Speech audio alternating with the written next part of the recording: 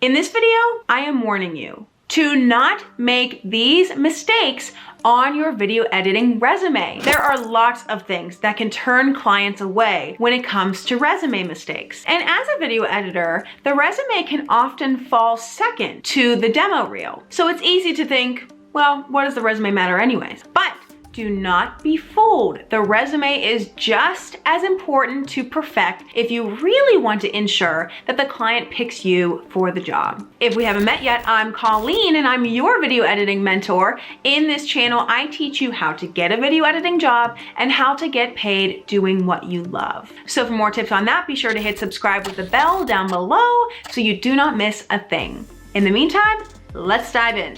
Too much color. Little pops of color or a subtle color throughout is fine. However, too much color can easily become distracting. And you should never rely on color as the design for your resume. You should always assume that the company is going to print your resume out in black and white. So think about that when you're designing your resume. Too much experience. Congratulations on having an overflowing amount of experience. Though it might look impressive, too much unrelated work can draw the client's eyes away from what you really want them to be looking at. It also takes away from the negative space, which can help your resume look more breathable and appealing. Too much fluff. Now, this could include listing too many skills or an extra long objective. Again, the client wants to see that your resume checks off the boxes to what they need in their open position. Too much fluff can easily distract them on what you really want them to be seeing. So keep the filler to a minimum. Using the same resume for all job applications. Now, do you need to constantly customize it like you do for your cover letter? No. But especially if you have a lot of experience, this is a great opportunity for you to split up your resume depending on the type of job you're applying for. Using the same resume for each job application is easy, but it may not be putting your very best foot forward. Since you made it this far, and if you're loving this video, I would appreciate it so much if you could hit the like button below so that this video could spread to more people. And for more details on how to get your first job as a video editor, be sure to check out my new Skillshare class, How to Get Your First Job as a Video Editor, and you can receive a free month of Skillshare by clicking the link below in the description. Outdated, incorrect information, and typos. Obviously, check your resume several times before sending it off to the client. Resumes with typos will immediately be docked points simply because it looks like you do not care. Also, make sure that your email is up to date. Make sure your address is up to date and make sure your phone number is up to date in the case that you decide to put it on your resume. Not using keywords or buzzwords when describing jobs. Now, I highly doubt that you need to actually worry about making your resume SEO friendly with those type of keywords. But what I mean here is think of the job descriptions that you've applied for in the past or directly look at a job description when you're creating your resume. What are the buzzwords that your client might be looking for that you can include in your resume? What are some phrases or keywords that match the job descriptions that you think your client will see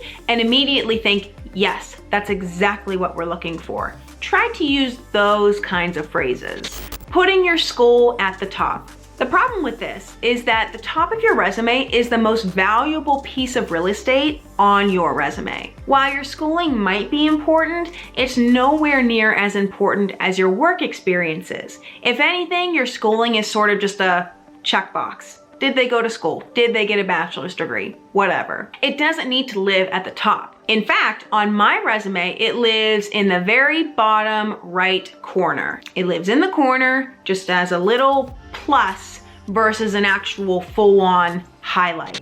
Highlighting the company rather than the position. Some people may disagree with this, but in my opinion, it's better to have video editor be the headline of each one of my work experiences rather than the company. For me, especially when I was first starting out, I wanted to advertise very clearly that I had the position of video editor at these jobs, especially because it was kind of difficult for me to get. So when I was able to achieve the position of actual video editor, I wanted to advertise that way more than I cared about advertising the company, because half the time the company is random and irrelevant. What is much more relevant is the fact that you performed a video editing job at a different company, and here's all the things that you did. So again, that's my own personal preference, but I think it looks better than seeing big company and little video editor.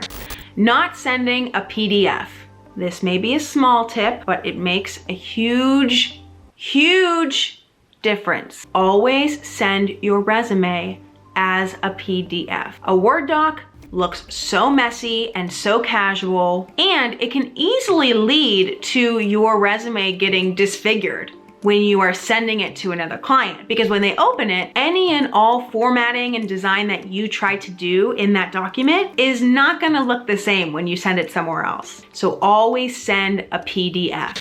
Not labeling your resume correctly. Right before you send your PDF resume off to the client, please make sure to rename that actual PDF file something other than video editing resume _V2 _final _ 2020. It definitely is going to get a little bit messy in your resume folder on your computer, but renaming your resume something like Colleen Cavallo resume 2022 is a clean look that you can send to the client with no issues. Now that you know all the things to not do to improve your resume, check out this video next for my tips on how to best format your video editing resume so that you can put your best foot forward when applying to a video editing job. If you enjoyed this video, I'd love if you could hit subscribe for more tips on video editing, creativity, and freelance lifestyle. Thank you to my team. Again, I'm Colleen, and I will catch you guys in the very next video. Have the best one.